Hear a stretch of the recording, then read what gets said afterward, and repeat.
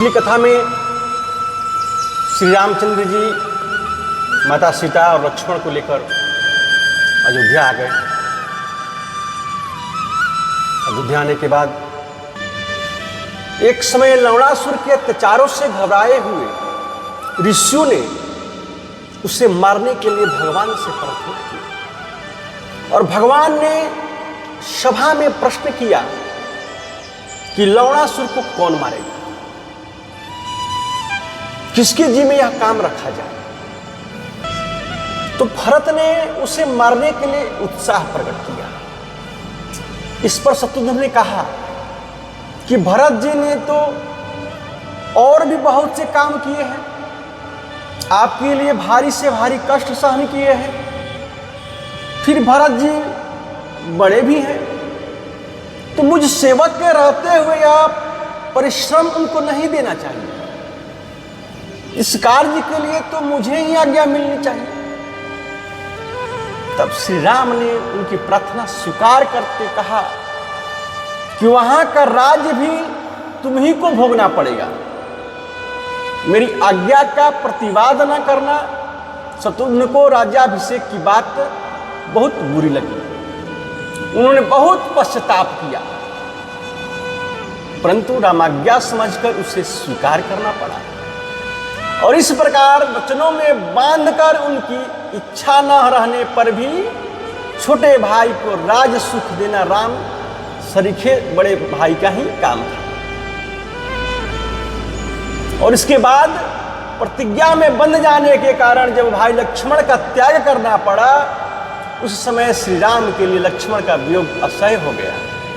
और वहां पर कवियों ने कहा है कि विसृज्य लक्ष्मणं रामो दुख शोक समन्वितः पुरोधसं मंत्रिणश्च नैगमाश्चेद्मब्रवीत् अधराजेऽभिषेक्ष्यामि भरतं धर्मवत्सलं अयोध्या पतिवीरं ततो यास्याम्यहं वनं प्रवेशयत संभारा मा भूत्कालातेयो यथा अधैवाहं गमिष्यामि लक्ष्मणेन गतां गति।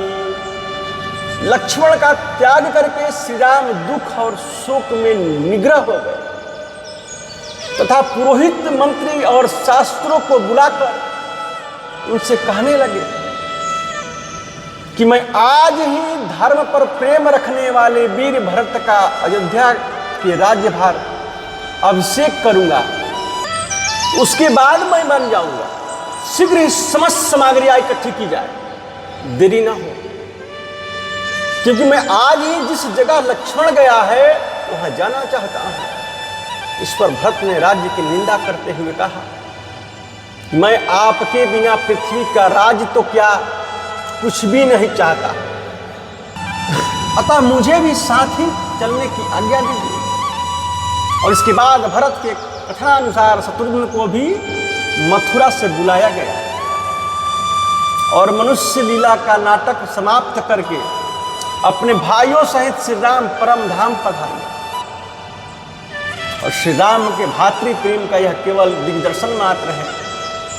भाइयों के लिए ही राज ग्रहण करना, भाई भरत के राजाभिषेक के प्रस्ताव से परमानंदित होकर अपना हक छोड़ देना, जिसके कारण राज्याभिषेक रुका, उस भाई की माता कैकेयी पहले ही भांति ही भक्ति करना, मुक्त कंठ से भरत का गुणगान करना, भरत पर शंका और क्रोध करने पर लक्ष्मण को समझाना और लक्ष्मण के शक्ति लगने पर प्राण त्याग करने के लिए तैयार हो जाना, समय समय पर भाइयों को पवित्र शिक्षा देना, स्वार्थ छोड़कर सब पर प्रेम करना,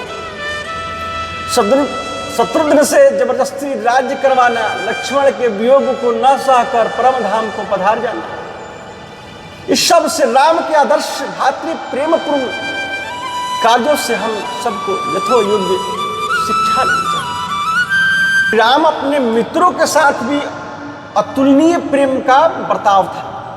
वे अपने मित्रों के लिए जो कुछ भी करते उसे कुछ नहीं समझते थे।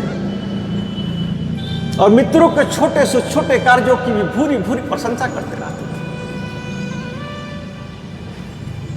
इसका एक छोटा सा उदाहरण कि अयोध्या में भगवान का राज्याभिषेक होने के बाद बंदरों को विदा करते समय मुख्य रूप से बंदरों को अपने पास बुलाकर प्रेम भरी दृष्टि से देखते हुए श्री रामचंद्र जी बड़ी सुंदर और मधुर वाणी से कहने लगे,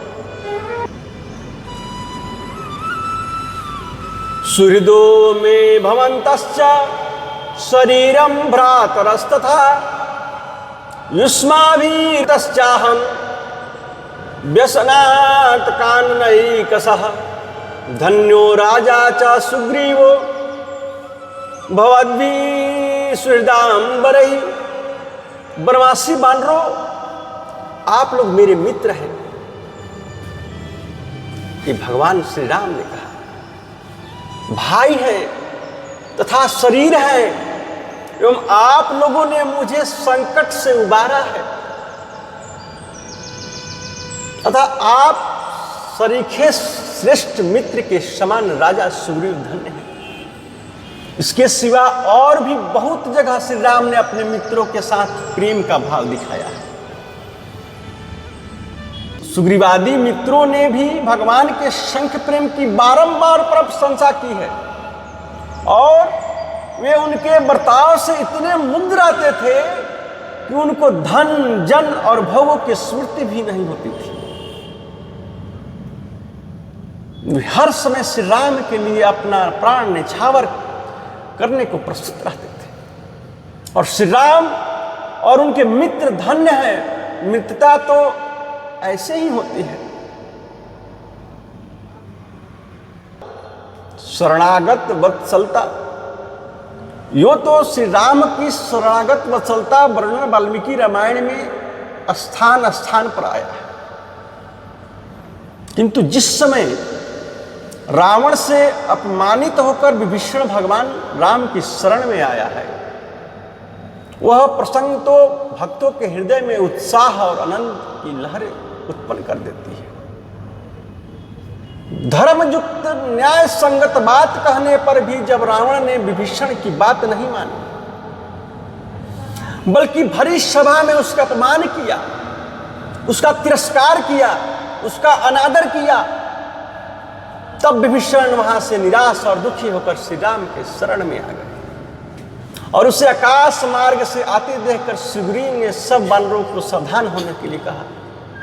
इतने में ही विभीषण ने वहां जाकर आकाश में ही खड़े खड़े पुकार लगाई कि मैं दुरात्मा पापी रावण का छोटा भाई हूं, मेरा नाम विभीषण है, मैं रावण से अपमानित होकर भगवान श्री राम के शरण में आया हूं और आप लोग समस्त प्राणियों के शरण देने वाले श्री राम को मेरे आने की सूचना दीजिए। यह सुनकर सुग्रीव तुरंत ही भगवान राम के पास गए और राक्षस स्वभाव का वर्णन कर श्री राम को सावधान करते हुए रावण के भाई विभीषण के आने की सूचना दी। साथ ही यह भी कहा कि अच्छी तरह परीक्षा करके आगे पीछे की बात सोचकर जैसे उचित समझे वैसा आप करें। इसी प्रकार वहां बैठे हुए दूसरे बंदरों ने भी अपनी अपनी सम्मति दी। सभी ने विभीषण पर संदेह प्रकट किया, पर श्री हनुमान जी ने बड़ी नम्रता के साथ बहुत सी युक्तियों से विभीषण को निर्दोष और सचमुच शरणागत समझने की सलाह दी। और इस प्रकार सबकी बातें सुनने के अनंतर भगवान श्री राम ने कहा, मित्र भावेन संप्राप्तम न तेजम कथंचन दोषो यद्यपि तस्य स्यात् सता में दगर्हितम। मित्र भाव से आए हुए विभीषण का मैं कभी त्याग नहीं कर सकता। यदि उसमें कोई दोष हो तो भी उसे आश्रय देना सज्जनों के लिए निंदनीय नहीं है। इस पर भी सुग्रीव को संतुष्ट नहीं हुआ। उसने शंका और भय उत्पन्न करने वाली बहुत सी बातें कही। तब श्री राम ने सुग्रीव को फिर समझाया कि पिशाचान दानवान यक्षान पृथिव्याम चैव राक्षसान् अंगुल्य प्रेणतान हन्यामिक्षन् हरि गणेश्वर बंधांजलि पुष्टम दीनम याचन्तं शरणागतं न हन्यादा नृशंस्यार्थमपि शत्रुं परन्तप सकृदेव प्रपन्नाय तवास्मिति च याचते अभयं सर्वभूतेभ्यो ददामे तद्व्रतं मम आनयैनं हरिश्रेष्ठ दत्त्वस्याभयं मया विभीषणो वा सुग्रीव यदि वा रावणः स्वयं। वानरगणाधीश, यदि मैं चाहूं तो पृथ्वी भर के उस पिशाच दानव यक्ष और राक्षसों को उंगली के प्रभाव से ही मार सकता। भगवान श्री राम कहते हैं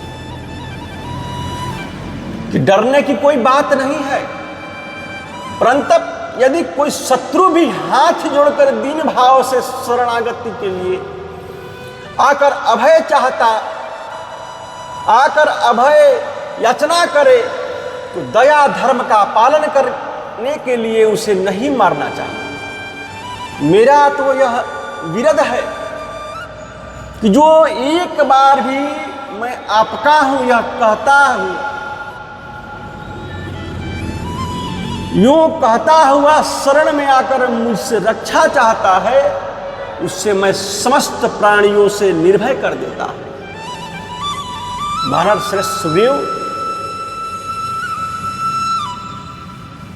मैंने उसे अभय दे दिया, अतः तुम उसे ले आओ, चाहे वो विभीषण हो या स्वयं रावण ही क्यों ना हो।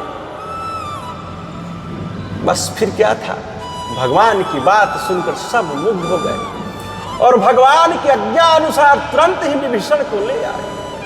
विभीषण अपने मंत्रियों सहित आकर श्री राम के चरणों में गिर पड़ा और कहने लगा कि भगवान, मैं सब कुछ छोड़कर आपके शरण में आ गया, अब मेरा राज सुख और जीवन सब कुछ आपके ही अधीन है।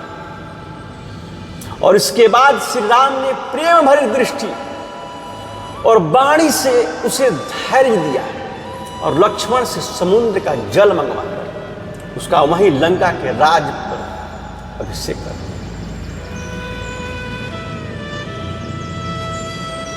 कृतज्ञता तो वास्तव में देखा जाए तो भगवान श्री रामचंद्र जी साक्षात परब्रह्म परमेश्वर थे। उनकी अपार शक्ति थी, वे स्वयं सब कुछ कर सकते थे और कहते थे, उनका कोई क्या उपकार कर सकता है। अपने आश्रित जनों से प्रेम की बुद्धि के लिए उनकी साधारण सेवकों को भी बड़े से बड़े रूप देकर उनको अपनी कृतज्ञता प्रकट की। और सीता को खोजते खोजते जब श्री राम रावण द्वारा युद्ध में मारकर गिराए हुए जटायु की दशा देखते हैं तो उस समय का वर्णन है कि निकृता पक्षम रुधिरावसितम तम गृधराजम परिगृह्य राघवः मैथिली प्राण समागतेति विमुच्य वाचम निपतात भूमौ। जिसके पंख कटे हुए थे, समस्त शरीर लहू लुहान हो गया था, ऐसे गिधरा जटायु को हृदय से लगाकर भगवान श्री राम ने प्राण प्रिया जानकी कहाँ गई इतना कहकर पृथ्वी पर गिर पड़े। फिर रावण का परिचय देते और सीता को ले जाने की बात कहने पर ही जब पक्षीराज के प्राण उड़ जाते हैं तब भगवान श्री राम स्वयं अपने हाथों से उसकी दाह क्रिया करते हैं। कैसे अद्भुत कृतज्ञता है भगवान की। और इसी तरह और भी बहुत से प्रसंग हैं। वानरों, राजाओं, ऋषियों और देवताओं से बात करते समय आपने जगह जगह पर कहा है कि आप लोगों की सहायता और अनुग्रह से ही मैंने रावण पर विजय प्राप्त किया है। जब हनुमान जी सीता जी का पता लगाकर भगवान राम से मिले हैं और उस समय उसने कार्य की बार बार प्रशंसा करके अंत में रघुनाथ जी ने यहाँ तक कहा है कि हनुमान, जानकी का पता लगाकर तुमने मुझे समस्त रघुवंश को, लक्ष्मण को भी बचा लिया है। इस प्रिय कार्य के बदले में कुछ दे सकूं ऐसी कोई वस्तु मुझे नहीं दिखाई देती। अपना सर्वस्व आलिंगन ही मैं तुम्हें देता हूं। इतना कहकर हर्ष से पुलकित श्री राम ने हनुमान को हृदय से लगा दिया। राजाभिषेक हो जाने के बाद हनुमान को विदा करते समय हनुमान जी सेवा और कार्य का स्मरण करके भगवान राम से कहते हैं, ये कैक्षोपकारस्य प्राणान् दस्यामि ते कपे शेषसेहोपकाराणां भवाम ऋणिनो वयं मादंगे जीर्णतां यातु तत्त्वयोपकृतं कपे नरः प्रत्युपकाराणाम् आपत्यावायाति पात्रताम्। हनुमान, तुम्हारे एक एक उपकार के बदले में मैं अपने प्राण दे दूं तो भी इस विषय में शेष उपकार के लिए तो मैं तुम्हारा ऋणी ही बना रहूंगा। तुम्हारे द्वारा किए हुए उपकार मेरे शरीर में ही विलीन हो जाए, उनका बदला चुकाने का मुझे कभी अवसर ही न मिले, क्योंकि आपत्तियां आने पर ही मनुष्य प्रत्युपकारों का पात्र होता है। और इससे पता चलता है कि भगवान श्री राम का कृतज्ञता का भाव कितना आदर्श था। प्रजारंजकता श्री रामचंद्र जी में प्रजा को हर तरह से प्रसन्न रखने के गुण भी बड़ा ही आदर्श था। वे अपनी प्रजा का पुत्र से भी बढ़कर वात्सल्य प्रेम से पालन करते थे, सदा सर्वदा उनके हित रत रहते थे। यही कारण था कि अयोध्या वासियों का उन पर अद्भुत प्रेम था। और श्री राम के वनगमन का चित्रकूट में भरत के साथ प्रजा से मिलने का, परम धाम के समय का वर्णन पढ़ने से पता लगता है, समय का वर्णन से पता लगता है कि आरंभ से लेकर अंत तक प्रजा के छोटे बड़े सभी स्त्री पुरुषों का श्री राम में बड़ा ही अद्भुत प्रेम था। वे हर हालात में श्री राम के लिए प्राण निछावर करने को तैयार रहते थे। उन्हें भगवान राम का वियोग असह्य हो जाता था। और जब श्री रामचंद्र जी वन में जाने लगे तब प्रजा के अधिकांश लोग प्रेम में पागल होकर उनके साथ हो गए। और भगवान श्री राम ने बहुत कुछ अनुनय विनय की, किंतु चेष्टा करने पर भी वे प्रजा को लौटा नहीं सके। आखिर उन्हें सोते हुए छोड़कर ही श्री राम को वन में जाना। और उस समय के वर्णन में यह भी कहा गया है कि पशु पंछी भी उनके प्रेम में मुग्ध थे और उनके लिए श्री राम का वियोग असह्य था।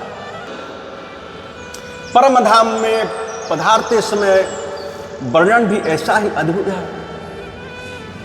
और इसके सिवा जिस सीता के वियोग में श्री राम ने एक साधारण विरह व्याकुल कामी मनुष्य की भांति पागल होकर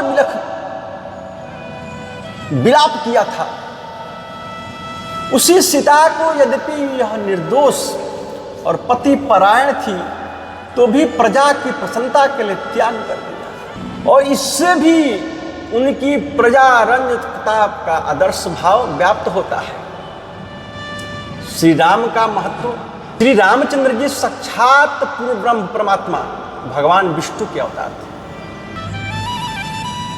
यह बात वाल्मीकि रामायण में जगह जगह पर कही गई है। जब संसार में रावण का उपद्रव बहुत बढ़ गया और देवता और ऋषिगण बहुत दुखी हो गए, तब उन्होंने जाकर ब्रह्मा से प्रार्थना की। पितामह ब्रह्म देवताओं को धीरज बंधा रहे थे। उसी समय भगवान विष्णु के प्रकट होने का वर्णन आता है। एतास्मिन् तरोए विष्णु रूपयातो महाधुतिः शंख चक्र गदा पाणि पीतवासा जगत्पतिः वैनतेयं समारूह्य भास्करस्त्रो यदं यथा दत्तहाटककेयूरो बंधमानः सुरोत्तमैः। इतने में ही महान तेजस्वी उत्तम देवताओं के द्वारा वंदनीय जगतपति भगवान विष्णु मेघ पर चढ़े हुए सूर्य के समान गरुड़ पर सवार हो वहां पहुंचे और उनके शरीर पर पीतांबर तथा हाथों में शंख चक्र गदा आदि आयुध एवं चमकीले स्वर्ण के बाजूबंद शोभा पा रहे थे। उनके बाद देवताओं की प्रार्थना सुनकर भगवान ने राजा दशरथ के घर मनुष्य रूप में अवतार लेना स्वीकार किया। फिर वहीं अंतर्ध्यान हो गए और श्री रामचंद्र जी का विवाह होने के बाद जब वे अयोध्या को लौट गए थे, उस समय रास्ते में परशुराम जी मिले और श्री राम विष्णु के अवतार हैं या नहीं, उनकी परीक्षा करने के लिए उन्होंने श्री राम से भगवान विष्णु के धनुष पर बाण चढ़ाने के लिए कहा। तब श्री रामचंद्र जी ने तुरंत ही उनके हाथों से दिव्य धनुष लेकर उस पर बाण चढ़ा दिया और कहा कि यह दिव्य वैष्णव बाण है, इसे कहाँ छोड़ा जाए। यह देख सुनकर परशुराम जी चकित हो गए। उनका तेज श्री राम में जा मिला और उस समय श्री राम की स्तुति करते परशुराम जी कहते हैं, अक्षय्यम मधुहंतारम जानामि त्वां सुरेश्वरम धनुषोऽस्य परामर्शत् स्वस्ति तेस्तु परंतप। शत्रुतापन राम आपका कल्याण हो। इस धनुष के चढ़ाने से मैं जान गया कि आप मधु दैत्य को मारने वाले देवताओं के स्वामी साक्षात अविनाशी विष्णु हैं। और इस प्रकार श्री राम के प्रभाव का वर्णन करके और उनकी प्रदक्षिणा करके परशुराम जी चले गए। और रावण का वध हो जाने के बाद जब ब्रह्म सहित देवता लोग श्री रामचंद्र जी के पास आए और उनसे बातचीत करते हुए श्री राम ने यह कहा, मैं तो अपने को दशरथ जी का पुत्र राम नाम का मनुष्य ही समझता हूँ।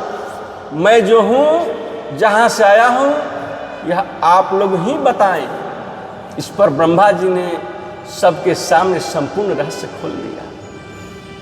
वहाँ राम के महत्व का वर्णन करते हुए ब्रह्मा जी कहते हैं कि भगवान नारायणो देवः श्रीमाश्चकायुधा प्रभु एकशृंगो वराहस्त्वं भूतभव्य शपंजिता अक्षरं ब्रह्म सत्यं च मध्ये चास्ते च राघव लोकानां त्वं पारो धर्मो विश्वक्सेन चतुर्भुजः शार्ङ्गधन्वा ऋषिकेशः पुरुषः पुरुषोत्तमः अजितः संगधृग विष्णुः कृष्ण चैव बृहद्बलः। आप साक्षात चक्रपाणी लक्ष्मीपति प्रभु श्री नारायण देव हैं।